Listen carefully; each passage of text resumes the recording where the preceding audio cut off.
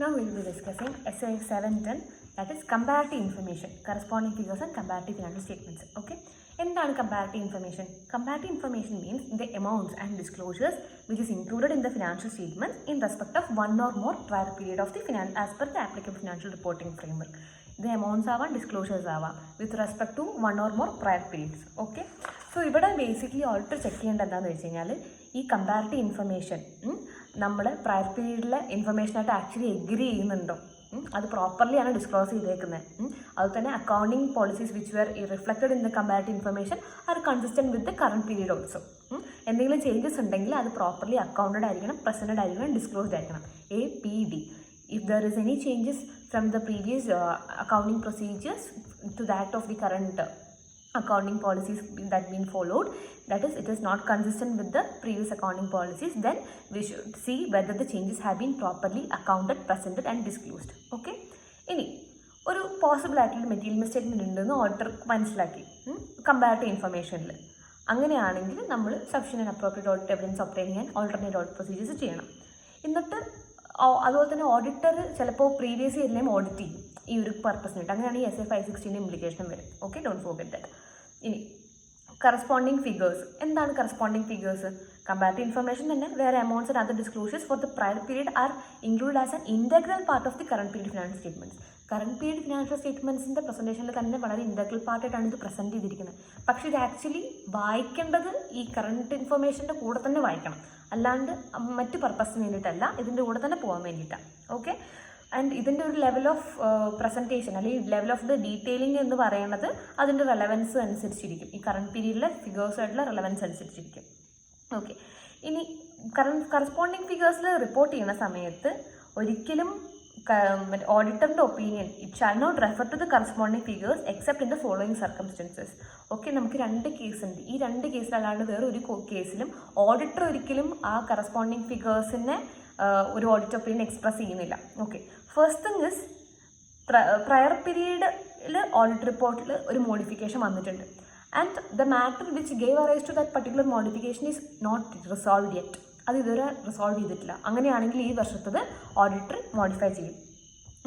അപ്പോൾ ഒന്നല്ലെങ്കിൽ ഓഡിറ്ററിന് current പീരീഡിലെയും corresponding ഫിഗറിലെയും മൊത്തം റെഫർ ചെയ്തിട്ട് എന്തുകൊണ്ടാണ് അങ്ങനെ മോഡിഫിക്കേഷൻ വന്നിരിക്കുന്നത്, അതിൻ്റെ എഫക്റ്റ് എന്താണ്, കറണ്ട് പീരീഡിൽ അത് എങ്ങനെ എഫക്റ്റ് ചെയ്യുന്നു, അത് മെറ്റീരിയലാണോ എന്നൊക്കെ കൊടുക്കാം.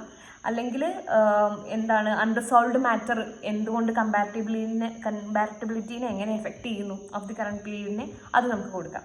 പിന്നെ ഉള്ള കേസ് എന്ന് പറഞ്ഞു കഴിഞ്ഞാൽ ഓഡിറ്ററിന് എവിഡൻസ് കിട്ടി, എന്ത് മെറ്റീരിയൽ മിസ്റ്റേറ്റ്മെൻറ്റ്സ് ഉണ്ട് പ്രീവിയസ് പീരീഡ് ഫിനാൻഷ്യൽ സ്റ്റേറ്റ്മെൻറ്റ്സിൽ.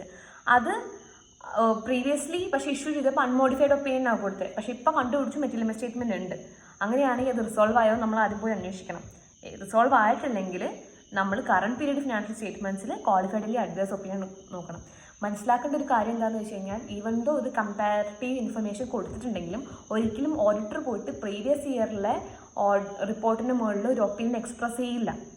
ഓക്കെ. ഈ 2 കേസിൽ ഫസ്റ്റ് കേസസ് എന്തെങ്കിലും മോഡിഫൈഡ് ഒപ്പീനിയൻ ആണ് ഓൾറെഡി ഉള്ളത്, അതിന് കാരണമായ ആ ഇൻഫർമേഷൻ ഇതുവരെ അല്ലെങ്കിൽ ആ പ്രോബ്ലം ഇതുവരെ റിസോൾവ് ചെയ്തിട്ടില്ല. സെക്കൻഡ് തിങ് ഇസ് പ്രീവിയസ് ഇയറിൽ അൺമോഡിഫൈഡ് ഒപ്പീനിയനാണ്, പക്ഷേ there is a material misstatement that has been found in this current period only. അതിപ്പോഴും അൺറിസോൾവ് ആയി കിടക്കുക. അങ്ങനെയാണെങ്കിലും ഓഡിറ്റർ നമ്മുടെ ഈ വർഷത്തെയാണ് നമ്മൾ അഡ്വേഴ്സ് ക്വാളിഫൈഡ് ഒപ്പീനിയനോ കൊടുക്കുക. ഓക്കെ, 2 കേസിൽ. ഇനി കമ്പാരിറ്റീവ് ഫിനാൻസ് സ്റ്റേറ്റ്മെൻറ്റ്സ് റിപ്പോർട്ട് ചെയ്യുമ്പോൾ ശ്രദ്ധിക്കേണ്ട ഒരു കാര്യം എന്താ വെച്ച് കഴിഞ്ഞാൽ ഇതിനകത്ത് ഓഡിറ്ററിൻ്റെ ഒപ്പീനിയൻ നമ്മൾ ഇതിനകത്ത് ഈ റിപ്പോർട്ടിൽ സ്പെസിഫൈ ചെയ്യുന്ന എല്ലാ പീരീഡിലേക്കും റെഫർ ചെയ്യണം. ഏതൊക്കെ പീരീഡിൻ്റെ ഇൻഫർമേഷൻസ് നമ്മൾ കൊടുത്തേക്കണം എന്നുള്ള റെഫർ ചെയ്യണം. ഇനി കറണ്ട് പീരീഡിൽ നമ്മൾ റിപ്പോർട്ട് ചെയ്യുന്ന സമയത്ത് ഏതെങ്കിലും പ്രീവിയസ് പീരീഡിൽ കാര്യങ്ങൾ ഡിഫർ ചെയ്യുന്നുണ്ടോ, അങ്ങനെയാണെങ്കിൽ എന്തുകൊണ്ടത് ഡിഫർ ചെയ്യുന്നു എന്നുള്ളൊരു സബ്സ്റ്റാൻറ്റീവ് ആയിട്ടുള്ള റീസൺ അതർ മാറ്റർ പാരഗ്രാഫിൽ കൊടുക്കണം. That is when reporting on current period's audit, if the auditor's opinion on such prior period financial statements differing from the opinion previously issued on such financial statements, നമ്മുടെ അഭിപ്രായം previously അവർ issue ചെയ്യുന്നതിനേക്കാളും ഭയങ്കര വ്യത്യാസമാണ്. അങ്ങനെയാണെങ്കിൽ we should disclose the substantive reason for the difference in opinion in other matter paragraph. Okay. And previous ഇയറിലെ audited ഫിഗേഴ്സിൽ material misstatement ഉണ്ട്. അങ്ങനെയാണെങ്കിൽ നമ്മൾ എന്ത് വേണം, മാനേജ്മെൻറ്റിനടുത്ത് അറിയിക്കണത് ആൻഡ് പ്രൊഡ്യൂസർ ഓഡിറ്റർ ഇൻഫോം ചെയ്യാൻ അവരോട് പറയണം.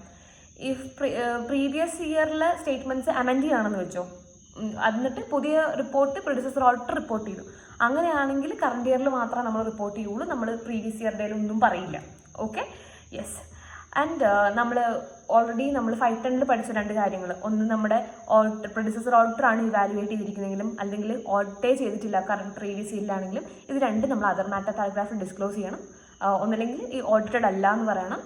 പ്രെഡിസസർ ഓഡിറ്റർ ഉണ്ടെങ്കിൽ ഇത് പ്രെഡിസസർ ഓഡിറ്റർ ആണ് ചെയ്തത്, നമ്മളല്ല, ഇതിൻ്റെ ഡേറ്റ് ഇന്നതാണ്, ഇന്ന ഒപ്പീനിയനാണ് ആൾ എക്സ്പ്രസ് ചെയ്തിരിക്കുന്നത്, ഇത്തരം കാര്യങ്ങൾ കൊടുക്കണം.